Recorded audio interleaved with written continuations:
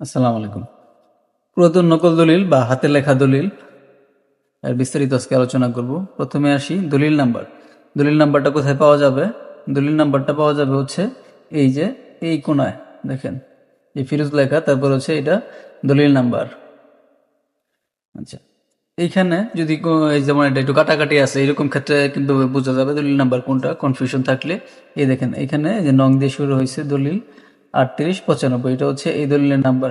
এটা কি ধরনের দলিল? হ্যাঁ, এই বিষয়টা বুঝতে গেলে এই দেখেন দলিলের যে শুরুতে এখানে লেখা আছে কি সাপ কবলা। দলিলের প্রকৃতি দিলে সাপ কবলা মং মানে মোট। যে এখানে হচ্ছে জমির 200, এই জমির পরিমাণ জমি হচ্ছে 52.2 মানে 52.50%, 52.5 বা 52.50, 43 সং মানে হচ্ছে শতাংশ। তারপরে মৌজার নাম, এটা কোন যে মৌজা অবস্থিত হচ্ছে, মৌজা রাথুরা, থানা শ্রীপুর।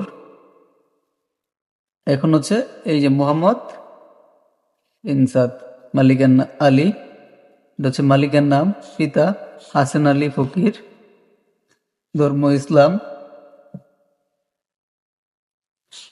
কৃষি, এই যে এখানে দেখেন ধর্ম ইসলাম, পেশা হচ্ছে কৃষি।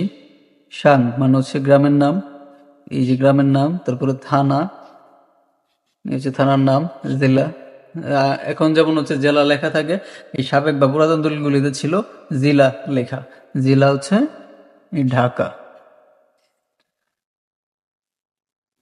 উনি হচ্ছে এই যে দলিল গ্রহীতা।